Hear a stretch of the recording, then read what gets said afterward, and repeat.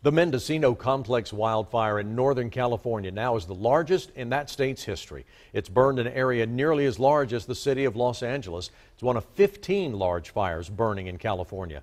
They've destroyed over 1,800 structures, burned more than 500,000 acres. At least 9 people have died. Now, some of the firefighters on the front line out west have come directly from South Carolina. The Forestry Commission here has sent 14 trained personnel to help. The agency says that the work that they do over there could someday help us back home.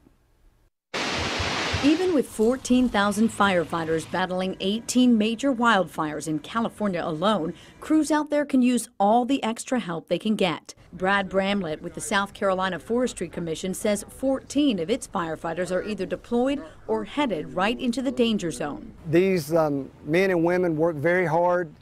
They put their lives on the line in some places. But they come to love and enjoy what they're doing because they know they're making a difference. The commission doesn't release the names of deployed personnel for security reasons. The agency says all wildland firefighters train to the same standards so they can fall in seamlessly on any incident across the U.S. When we had the Pinnacle Mountain Fire in 2016, it was so massive that we could not do the wildland firefighting ourselves. So we actually had to call on resources outside of South Carolina.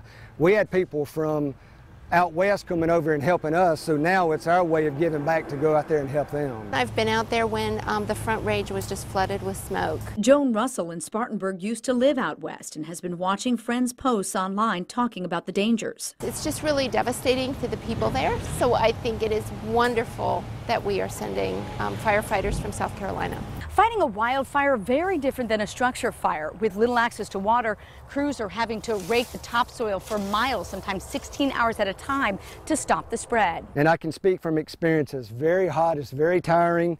You're doing it and you do it for hours on end. And what happens is when the fire burns up to this fire line, it gets to the dirt and it goes out.